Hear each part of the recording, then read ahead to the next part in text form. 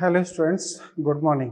Okay, अभी पिछले lecture में हम लोगों ने हरित क्रांति की स्टडी स्टार्ट की है और ओबियसली ये टॉपिक जो है रटने वाला ज़्यादा है, ज़्यादा इसमें कुछ चेंजेस नहीं किए जा सकते।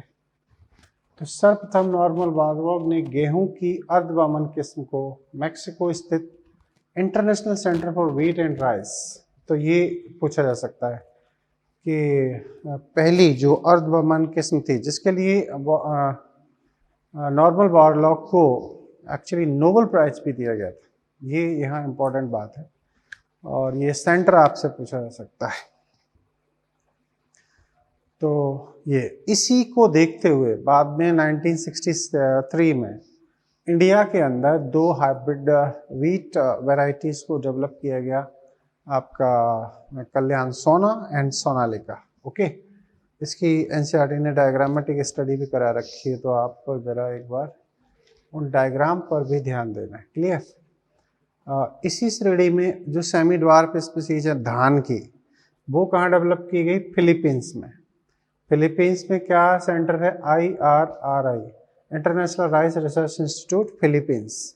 तो आपसे पूछा जा सकता है कि इंटरनेशनल राइस रिसर्च इंस्टीट्यूट कहाँ है? तो वो है फिलीपींस में, international rice research institute Philippines. ठीक है।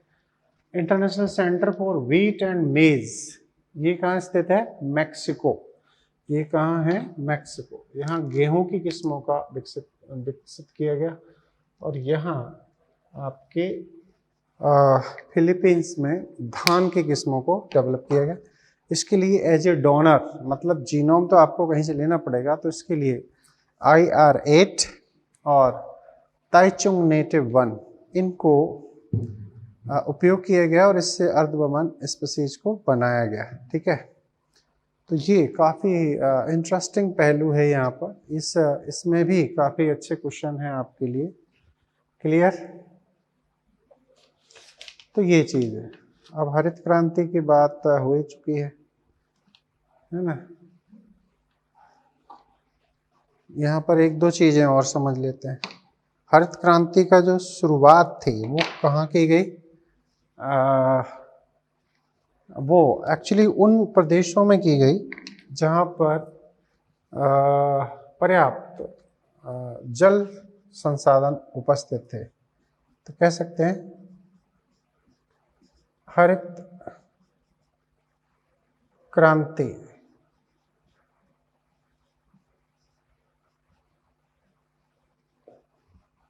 के लिए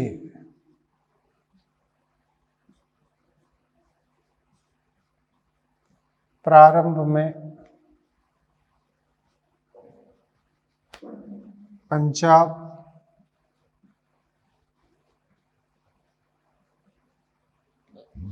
हरियाणा,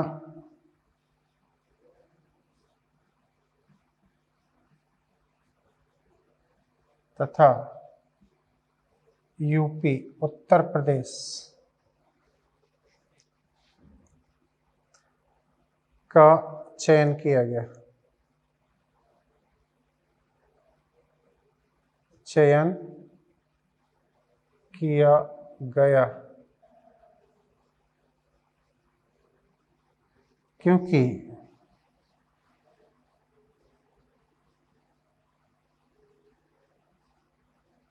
यहाँ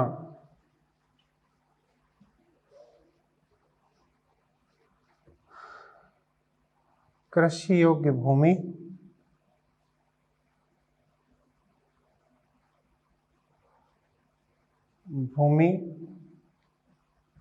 तथा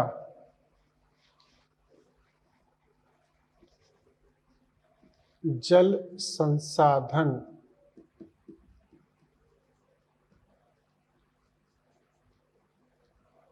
पर्याप्त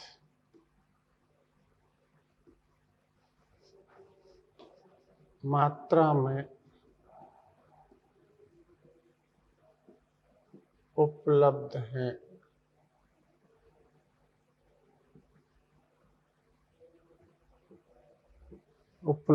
ठीक है, ऐसे। क्लियर। तो ये बात हो गई हरित क्रांति से संबंधित, है ना। अब हम चलते हैं गन्ने में, Saccharum barberi and Saccharum officinarum. इसको बना लेना, मैं थोड़ा इसको ठीक ठीक समझाता हूँ तुमको।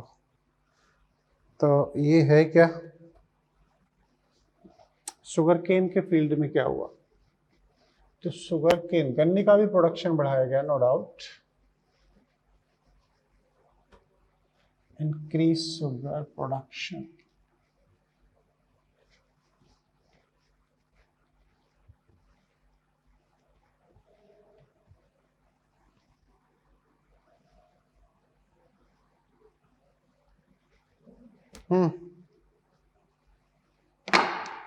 increase sugar production,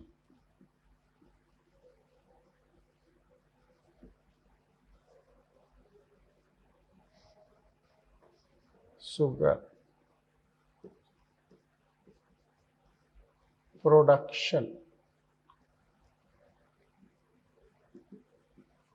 ठीक है, शुगर प्रोडक्शन।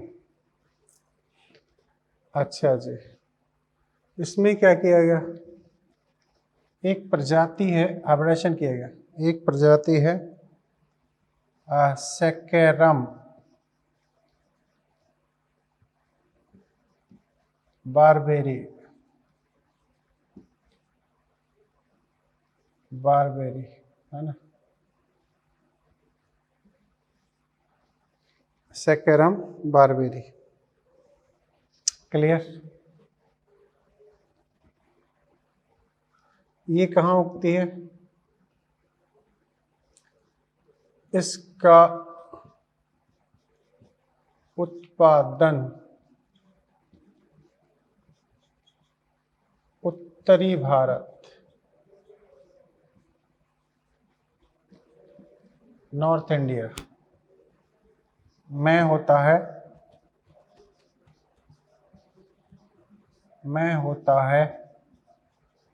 लेकिन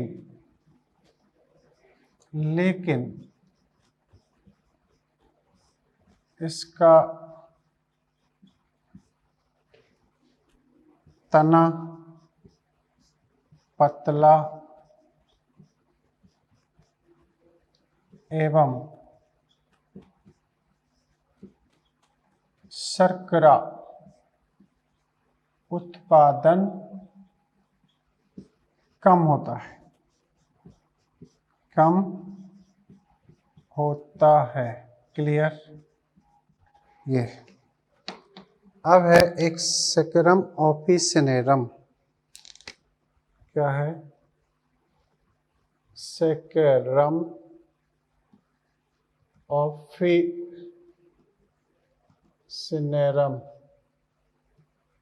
ठीक है। इसका उत्पादन कहाँ होता है,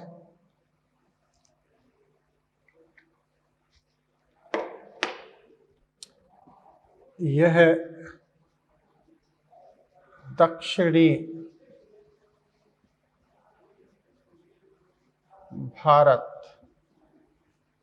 साउथर्न इंडिया में उगता है, लेकिन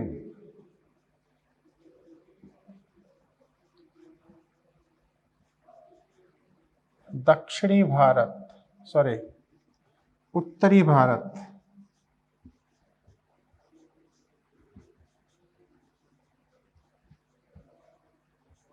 में,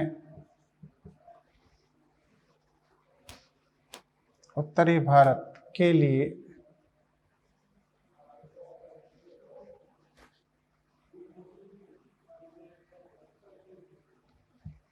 में वृद्धि नहीं करता है, वृद्धि अथवा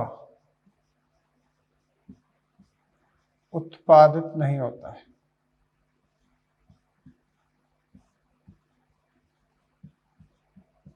नहीं होता है,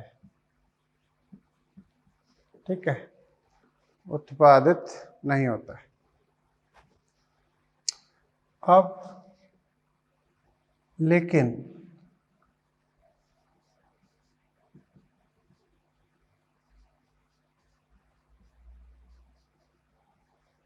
तना मोटा तथा अधिक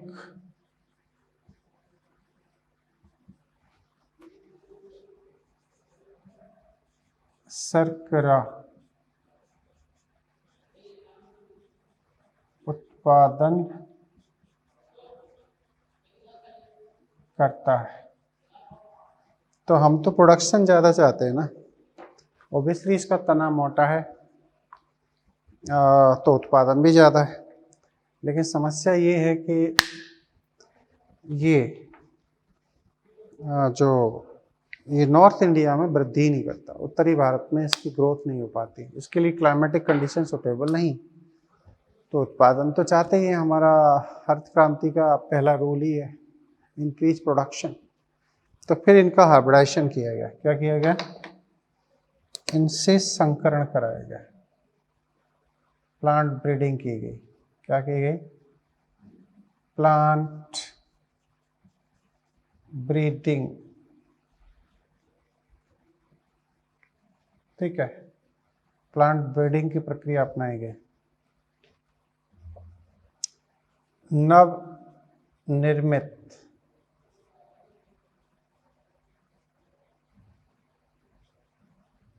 गन्ने की संकर प्रजाति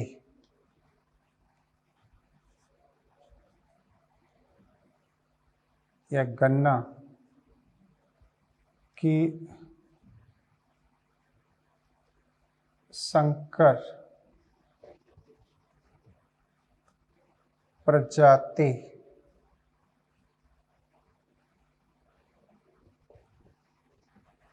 अब उत्तरी भारत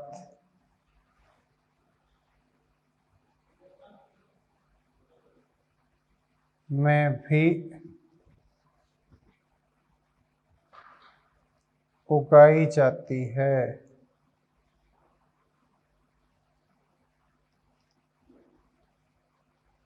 ठीक है, तो इन दोनों को हाइब्रिड करा गया और हाइब्रिड करने के बाद इसकी प्रोडक्टिविटी भी इंक्रीज हो गई और ये नॉर्थ इंडिया में भी उगाई जाने लगी।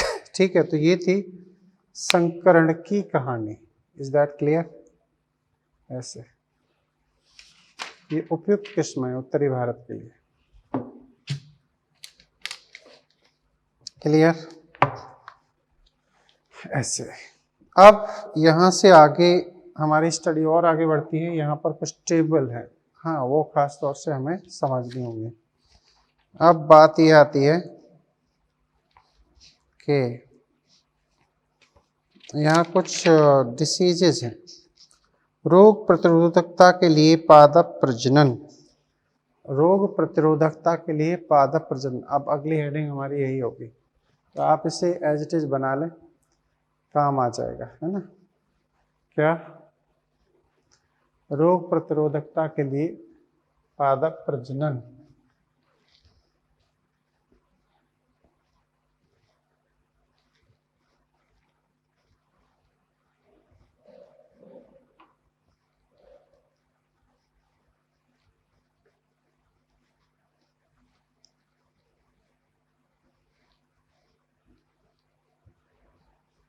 रोग प्रतिरोधकता के लिए पादप प्रजनन। ठीक है,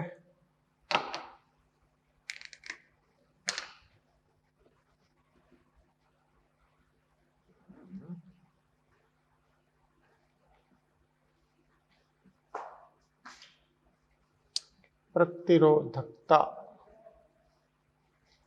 रोग प्रतिरोधकता। ठीक है, प्रतिरोधकता के लिए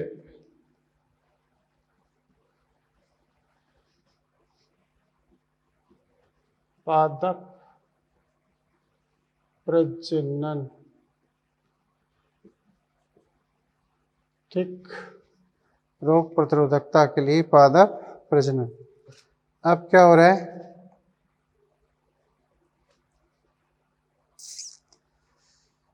ठीक है, पहले समझ लो कि हमें क्यों जरूरी है ये रोग प्रतिरोधी किस्मों को बनाना और ये किस तरीके से बनाई जाती है। तो कवक जीवाणु विषाणु रोग जनकों का एक विशाल वर्ग उष्णकटिबंधीय जलवायु को कृषि प्रजातियों के उत्पादों को प्रभावित करता है ना। उष्णकटिबंधीय में ही क्यों, क्योंकि यहाँ पर क्लाइमेटिक कंडीशन सही है, मीन्स टेम्परेचर नॉर्मली 30 के आसपास रहता है, 20-30, तो ओब्वियसली यहाँ पर इन माइक्रोब्स के सर्वाइवल के लिए भी फेवरेबल कंडीशन है। अगर कृषि पौधों के लिए उपयुक्त है तो माइक्रोब्स के लिए भी। तो कहा जाता है कि ये इनका जो इन्फेक्शन है 20 से 30% तक फसली उत्पादों को ख़त्म कर देता है। इसके साथ साथ कभी कभी जब इन्फेक्शन होता है तो ये भी हो सकता है कि और भी पूरी की पूरी फसल ही खराब की जा सकती है। तो कह सकते हैं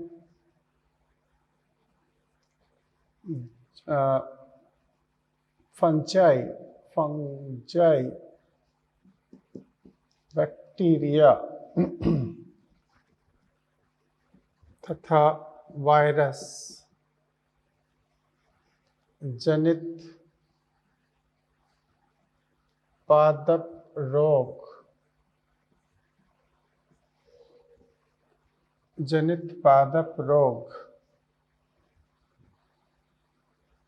अधिकांशतः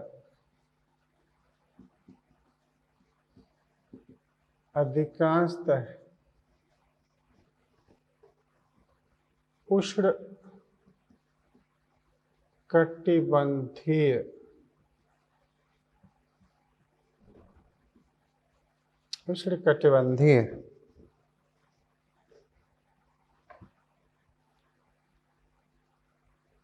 क्षेत्रों में उगने वाली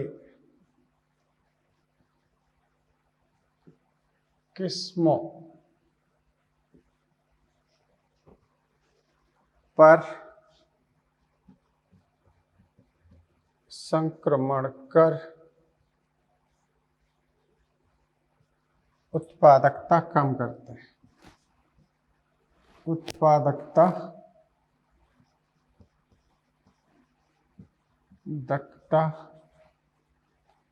कम करते हैं, ठीक, उत्पादकता को ये कम कर देते हैं। अब ये 20% भी हो सकती है और इससे भी ज़्यादा हो सकती है। आगे, ठीक है, ये हो गया। कभी कभी तो इससे पूर्ण हानि होती है। इन परिस्थितियों में रोग के प्रतिरोधी खेतिहर जातियों के प्रजनन व विकास के उत्पादन बढ़ाया जाए। मतलब अब इसके लिए हमारे किसान या इंडस्ट्री ये नहीं कह सकते कि उत्पादन खराब हो गया या ख़त्म हो गया, कोई बात नहीं, हमें इसका इलाज करना पड़ेगा। तो अल्टीमेटली वही तरीका है कि वो प्रजाति जो इनकी रिलेटिव है, जो रेजिस्टेंस शो करती है, उससे हम कृषि में प्रयुक्त फसलों को संकरित कराएंगे और उससे नई फसलें प्राप्त करेंगे। तो यहाँ लिखा है, या फिर हम म्यूटेशन करा सकते हैं, म्यूटेशन भी एक विकल्प है तब जबकि हमें उसका जो रिलेटिव एंसेस्टर है, जनक, वो हमारे पास नहीं है या नहीं मिल रहा है। तो इससे कवकनाशी तथा जीवाणुनाशी का प्रयोग कम हो जाता है। अच्छा, अगर हम हाइब्रिड रेजिस्टेंस स्पीशीज किस्मों को खेतों में उगाते हैं तो इससे 2 लाभ और भी हो जाते हैं। वो क्या? वो ये हो जाता है कि हमें पेस्टिसाइड, और जैसे पेस्टिसाइड हैं, फंजीसाइड हैं, बैक्टीरियासाइड हैं, तो ये मेडिसिन का यूज नहीं करना पड़ता है। और इस वजह से प्रदूषण को भी नियंत्रित किया जा सकता है, क्योंकि जब हम इन केमिकल्स या इन सारी दवाओं का उपयोग करते हैं तो अल्टीमेटली होता ये है कि पॉल्यूशन के भी चांसेस बढ़ जाते हैं। जैसे आपने सुना होगा डीडीटी, डीडीटी का अब उपयोग नहीं होता है ना। क्यों? क्योंकि ये डीडीटी पेस्टिसाइड की तरह यूज होता था, लेकिन आज के डेट में इस पर प्रतिबंध है। क्यों? क्योंकि ये जल, वायु और मृदा तीनों तरीके के प्रदूषण को दर्शाता है।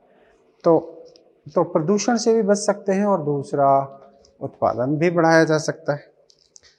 तो पोषी पादपों की प्रतिरोधकता उसकी रोगजनकों को रोग उत्पन्न करने से रोकने की क्षमता है तथा इसका निर्धारण पोषी पादपों के आनुवंशिक ढांचे द्वारा किया जाता है।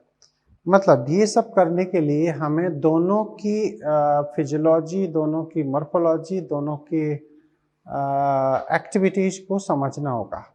कौन किस पर इन्फेक्शन होता है और कौन करता है, मतलब होस्ट क्या है और घोस्ट क्या है, मीन्स पैरासाइट कौन है, मीन्स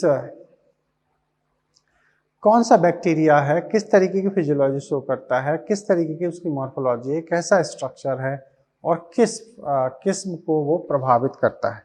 तो ये दोनों की फिजियोलॉजी को समझना जरूरी है, तभी हम एक संकरित उपयुक्त पादप का या किस्म का निर्माण कर सकते हैं। प्रजनन की क्रिया अपनाने से पूर्व रोगजनक जीव के बारे में जानकारी तथा उसके प्रसार, आखिर वो कैसे इन्फेक्शन करता है प्लांट में, क्रिया विधि की जानकारी महत्वपूर्ण है। कवकों द्वारा उत्पन्न कुछ रोग हैं, गेहूं का भूरा कीट रोग, गन्ने का रेड रोट सुगरकेन, आलू का पछेती रोग। ठीक है, अब यहाँ बड़ी इंटरेस्टिंग कहानी एक आपके सामने आ रही है जो आपके लिए यहाँ क्वेश्चन है। ये सिर्फ लाइनें नहीं है, देखो टीचर एक्चुअली हो सकता है कि आपको आधा पेज सिर्फ पढ़ाए ना लिखाए, लेकिन हो सकता है कि वो 4 लाइनें जो लास्ट में है आपके लिए तो वैसी ही लाइनें हैं जो आप पढ़ के आए, लेकिन उसे पता होता है कि यहाँ क्या है, कितनी इंपॉर्टेंट चीज़ छुपी हुई है। यहाँ बच्चा किस तरीके से कंफ्यूज हो सकता है। एक्चुअली यहाँ पर फंगल डिसीज बताई गई है, बैक्टीरियल डिसीज है, यहाँ पर वायरल डिसीज है। फंगल डिसीज खास तौर से आपसे पूछे जा सकते हैं। क्यों? क्योंकि आपका दिमाग जाएगा डाइवर्सिटी की ओर, फंगस की ओर, लेकिन उसकी डिसीज यहाँ दी गई है ना। रेड रोट ऑफ सुगरकेन दिया है, लेट ब्लाइट ऑफ पोटैटो दिया है, और इसके जो कॉजल ऑर्गेनिज्म है वो दिए हैं फंगस में। फंगस वहाँ दिए, नाम दिया है, और डिसीज यहाँ दी है। एक 11th में है सेगमेंट और आधा सेगमेंट 12th में है। आपको इन दोनों को मिलाकर क्वेश्चन बनाया जा सकता है। अगर आपने इसको ध्यान नहीं दिया तो हम क्वेश्चंस नहीं कर पाए। तो मैं आपको यहाँ पर दोबारा डाइवर्सिटी में भी पढ़ाता हूँ एक बार फिर से। यहाँ पर फंगल डिसीज जो इम्पोर्टेंट हैं, जो एनसीईआरटी बेस्ड हैं, मैं उनको फंगल डिसीज प्लस उनके कॉजल ऑर्गेनिज्म को एक्सप्लेन कर रहा हूँ। ठीक है, आप इन्हें 100% लिख लें।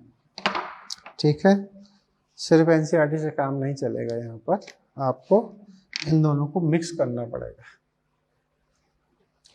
तो फंगल डिसीज, फंगल डिसीज, ठीक है, एंड देयर कॉजल ऑर्गेनिज्म। तो सबसे पहले हम चलते हैं अर्ली ब्लाइट ऑफ पोटैटो। आपको ऐसे ही लिखना होगा, इंग्लिश में लिख रहा हूं मैं, अर्ली ब्लाइट ऑफ पोटैटो। ये ज़्यादा इम्पोर्टेंट है ना। क्यों? क्योंकि ये होती है अल्टरनेरिया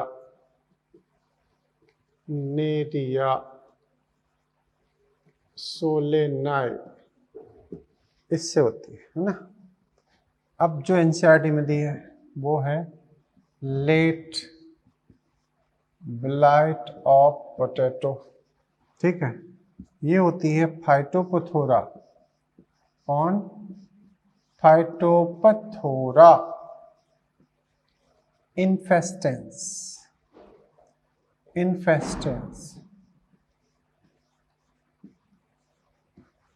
फाइटोपथोरा इन्फेस्टेंस। ठीक, अब है रेड रूट ऑफ शुगर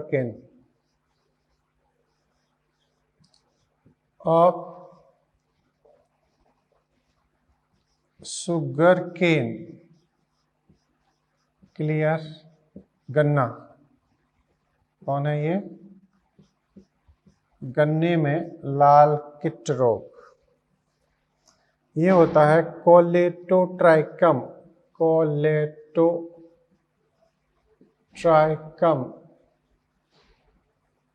फैलकैटम, है ना, कोलेटोट्राइकम फैलकैटम। अब है क्या? ब्लैक रस्ट ऑफ व्हीट या ब्राउन ऑफ व्हीट, इसे कहते हैं गेहूं का काला किट रोग, याद रखना। गेहूं का काला किट रोग।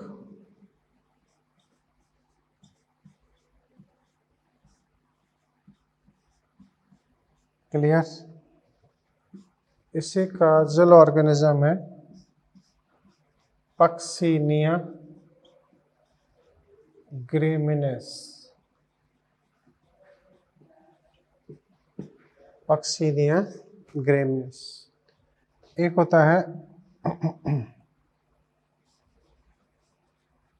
वाइट रस्ट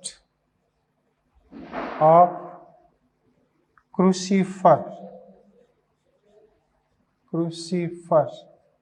क्रूसीफर का मतलब होता है सरसों, है ना, मस्टर्ड। तो ये कहाँ हो रहा है? इससे कौन करता है? ये है Albugo Candida,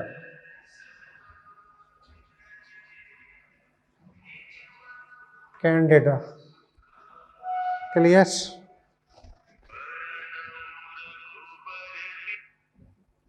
Albugo Candida.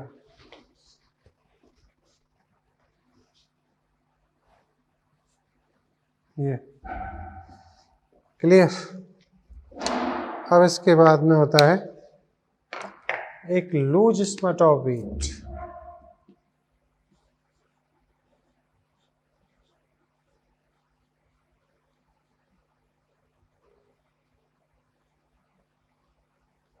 Loose smut of wheat. ये होता है किससे?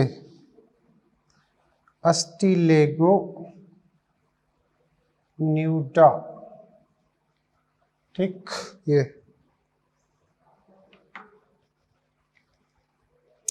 अस्टिलेगो न्यूटा, तो ये आप जरूर लिख लें। इसके बाद में बात करते हैं क्या?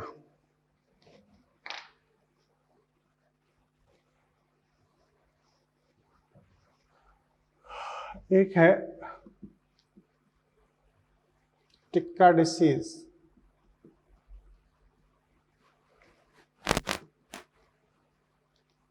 ऑफ ग्राउंड नट।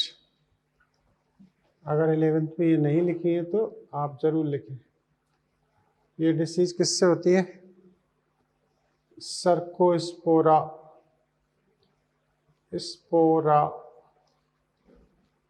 पर्सोनाटा, इससे, है ना। तो ये कुछ खास बीमारियां हैं, ठीक है। अब इसके बाद में कुछ बैक्टीरियल डिसीज हैं। क्या? बैक्टीरियल।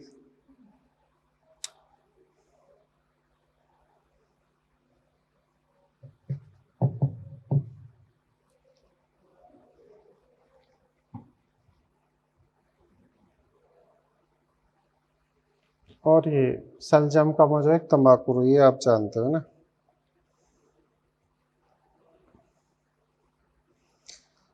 अब इसमें एनसीईआरटी ने कहा है कि आखिर रोग प्रतिरोधकता आप किस तरीके से विकसित करोगे, तो ये चीज यहाँ पर एक्सप्लेन की जा रही है। क्लियर?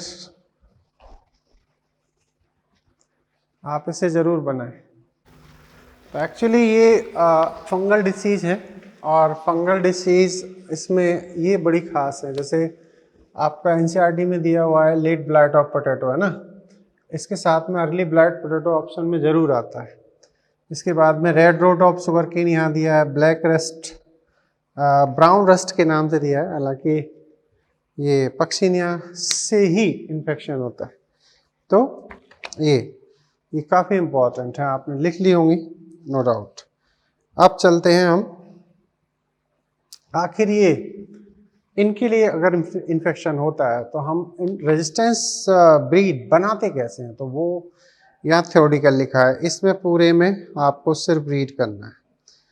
तो प्रजनन, पारंपरिक प्रजनन तकनीकी प्रक्रिया वही है प्रजनन की, है ना, जिसका वर्णन पहले किया जा चुका है। लो भाई, हो चुका है। उत्परिवर्तन म्यूटेशन द्वारा संपन्न किया जा सकता है। या तो एंसेस्टर मिल जाए रिलेटिव जो वाइल्ड है, जंगली है, या फिर नहीं मिलता है तो फिर म्यूटेशन एक विकल्प बनता है। रोग प्रतिरोधकता के लिए प्रजनन की पारंपरिक विधि संकरण तथा चयन है। इसकी पद अन्य सस्सी लक्षणों जैसे उच्च उत्पादन के लिए प्रजनन की विधि की आवश्यक रूप से समरूप है। विभिन्न पद क्रमानुसार इस प्रकार हैं। प्रतिरोधकता स्रोतों, खाद्य उत्पादन में वृद्धि की कार्यनीति के लिए जनन द्रव्य को छानना, वही स्टेप इन्होंने बता दिए कि भाई जर्म प्लाज्म कलेक्ट करो, संग्रहित करो, फिर उसका चयन करो, चयन करने के बाद में संकरण कराओ। तो वही चीज़ें रिपीट हैं, कोई नया नहीं। संकरण तथा चयन द्वारा प्रजाति कुछ सस्य कवक जीवाणु विषाणु के प्रति रोग प्रतिरोधक होती हैं। ये सस्य किस्में साड़ी में दी गई हैं। भाई साड़ी आगे देखने जा रहे हैं। रोग प्रतिरोधी जीन जो विभिन्न फसलों की किस्मों अथवा उनके जंगली प्रजाति में उपस्थित रहती हैं, लेकिन इनकी सीमित संख्या की उपलब्धता के कारण पारंपरिक प्रजनन बहुधा निरुद्ध होती है।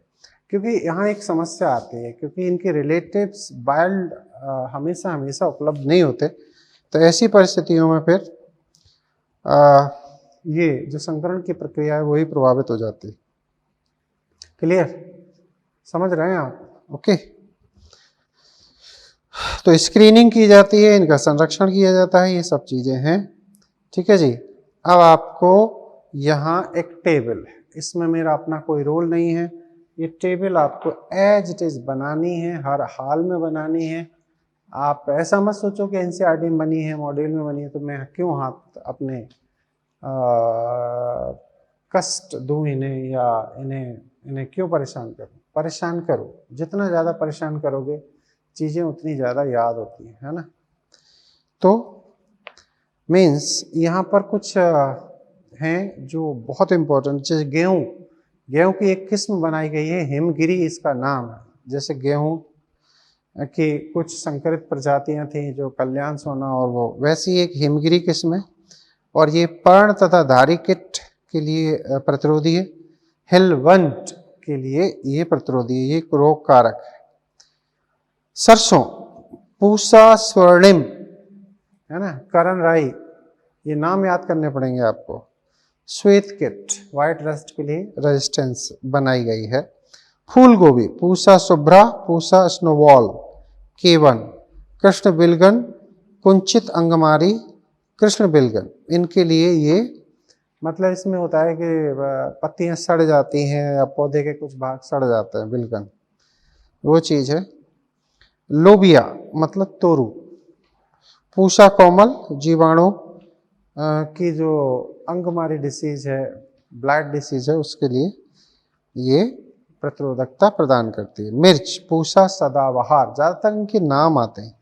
कौन सी किस्में हैं जो बैक्टीरिया के लिए या वायरस के लिए या फंगस के लिए प्रतिरोधी बनाई गई है, तो किस्म अक्सर पूछी जाती है। बहुत ज़्यादा नहीं है, 4 4 5 5 हैं, तो आप इन्हें एज इट इज याद करोगे, ठीक है। अब यहाँ पर म्यूटेशन का कंसेप्ट दिया है कि हम म्यूटेशन के जरिए भी नई प्रजाति को विकसित कर सकते हैं। तो म्यूटेशन का मतलब ये हुआ, उत्परिवर्तन का मतलब ये हुआ कि एक्चुअली आपको याद हो कि जो हम गेहूं खाते हैं वो है ट्रिटिकम एस्टाइवम, ये हेक्साप्लॉइड है, और इसी कॉल्चिसिन के यूज के जरिए इसमें यू पॉलीप्लॉइडी डेवलप की गई है। हेक्साप्लॉइड इसे बनाया गया है। इससे होता क्या है, इससे अल्टीमेटली होता ये है कि कहीं ना कहीं इसमें क्वालिटी आती है, रेजिस्टेंस आती है, उत्पादकता बढ़ती है, क्वालिटी इंप्रूव होती है, आप ओवरऑल ये समझ लो। अच्छा, म्यूटेशन दो तरीके का होता है, ये आप जूलॉजी में पढ़ चुके हैं। एक होता है नेचुरल और एक होता है आर्टिफिशियल। आर्टिफिशियल में भी, अच्छा, म्यूटेशन को हम दो श्रेणियों में रखते हैं, पॉजिटिव और एक निगेटिव। तो पॉजिटिव म्यूटेशन वो होता है कि जो किस्मों में या किसी जीव के अंदर हमारे उपयोग के लक्षणों को विकसित करे तो पॉजिटिव, और अगर हानिकारक लक्षणों को विकसित करे तो वो निगेटिव।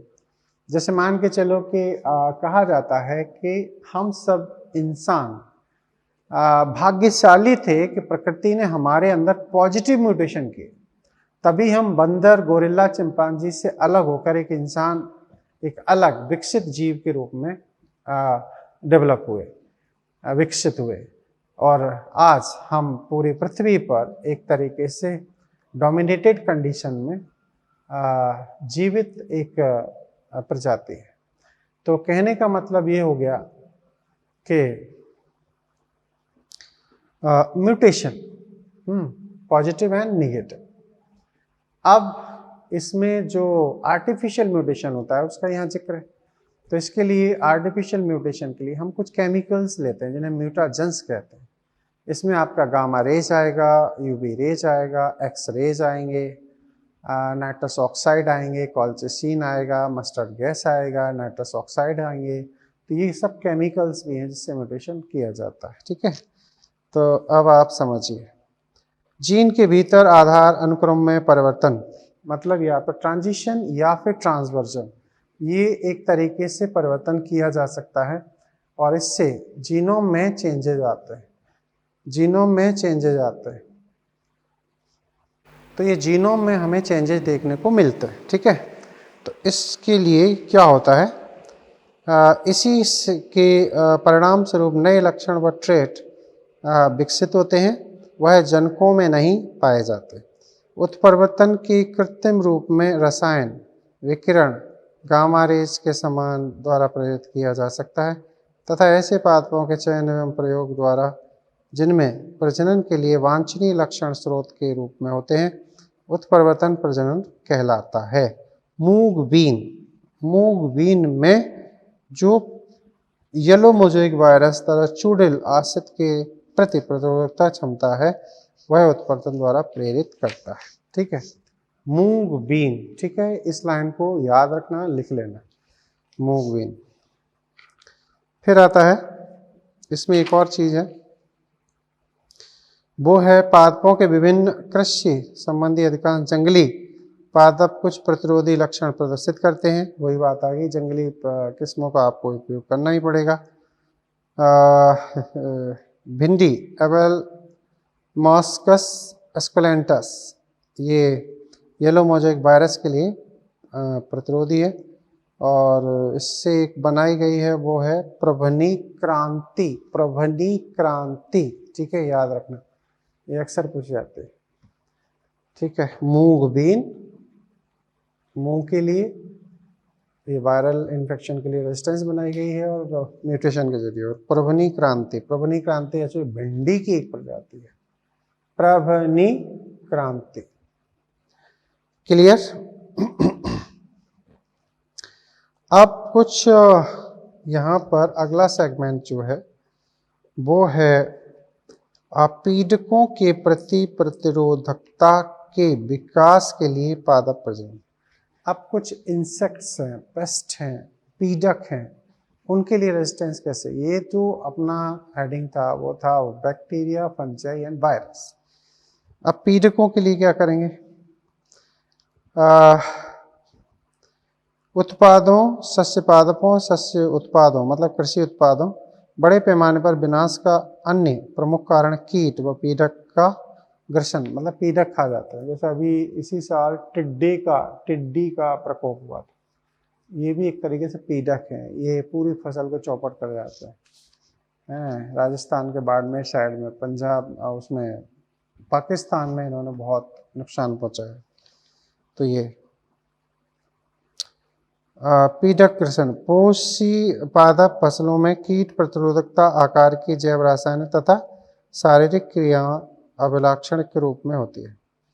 ठीक है, प्रतिरोधकता वो आकारिकी की हो सकती है, केमिकल बेसिस पर हो सकती है और प्रतिरोधकता बेसिस पर हो सकती है। अधिकांश पादपों में रोमिल पत्तियां, अब यहाँ से क्वेश्चन ये शुरू होते हैं, इस नीचे के सेगमेंट को पूरे को एज इट इज आप लिख लोगे। ठीक है, अधिकांश पादपों में रोमिल पत्तियां पीड़कों के प्रति प्रतिरोधकता से संबंधित रखती हैं, जैसे कपास में जैसिड्स, गेहूं में धान्य पर्ण भृंग। एक्चुअली पत्तियों पर जब छोटे छोटे रोम होते हैं, जैसे ये स्किन पे रोम है, तो यहाँ पर क्या है, पेस्ट आसानी से स्टे नहीं कर सकता, नहीं बैठ सकता। तो इससे होता क्या है, इससे वो पौधा बच जाता है इन पीड़कों से। तो यहाँ पर लिखा है एज इट इज, आप लिख लेंगे। ऐसा नहीं कि जैसे मैंने रीड कर दिया आप भी ऐसे रीड करके आगे निकल जाओ, नहीं, आप लिखना यहाँ पर इतना। तो कपास में जैसिड्स व गेहूं में धान्य पर्ण। गेहूं के विशेष प्रकार के तने की वजह से स्टेम सॉफ्लाई उसके पास नहीं आती हैं। चिकनी पत्तियों वाले तथा नेक्टर विहीन कपास की किस्म में बोलवर्म की अपनी ओर आकर्षित नहीं करते हैं। मक्का में उच्च एस्पार्टिक एसिड, लघु नाइट्रोजन शर्करा अंश मक्का के तना भेदक के लिए प्रतिरोधी बनाते हैं। तो ये पैराग्राफ एज इट इज आप लिख लोगे। क्लियर? ये नोट्स हो गए कंप्लीट। अब आता है एक टेबल, इस टेबल को भी एज इट इज आपको लिखना है। ठीक है, ओके सर। टेबल है ब्रेसिका रेपसीड मस्टर्ड, पूषा गौरव, ये एफाइड्स के लिए प्रतिरोधी कर बनाया गया है। फ्लैट बीन, पूषा सैम 2, पूषा सैम 3, जैसिड एफाइड्स, ये एक्चुअली पीड़कों के नाम है। फल भेदक, ओकरा भिंडी, पूषा स्वामी, पूषा A4, तना तथा फल भेदक, इनके लिए इनको रेजिस्टेंस 3 ये 5 ये। आपको 8 ये पौधों के नाम हैं, उनकी हाइब्रिड जो किस्में हैं वो कैसे विकसित की गई हैं और किसके लिए की गई, आपको ये याद करना होगा एज इट इज, क्योंकि एग्जाम हॉल में आप ही को इसके आंसर पुटअप करना है। बाकी रही बात बायोफोर्टिफिकेशन, यहाँ से शुरू हुआ है, जब पुष्टि शुरू हुई है, आपके SCP शुरू हुई है, टिश्यू कल्चर प्रोसेस हुई है, तो मैंने आपको ये सब कुछ पढ़ा दिया है। ओके, जहाँ मेरी रिक्वायरमेंट थी, आपको ज़रूरत थी, वो मैंने 100% एक्सप्लेन कर दी। ठीक है, बाकी जैसा मैंने बोला है आप वैसा करते हो तो बेस्ट है, फिर क्वेश्चन कहीं बाहर नहीं जाएगा, ये कंफर्म। क्लियर? और फालतू का पढ़ने की आवश्यकता नहीं है, बहुत ज़्यादा भी इधर उधर भागने की आवश्यकता नहीं है। जो NCERT में है, जो मॉड्यूल में है, मॉड्यूल में भी कुछ ज़्यादा है, NCERT को टारगेट करते हुए आप उन पर ज़्यादा फोकस करें। ठीक है, ओके, थैंक यू।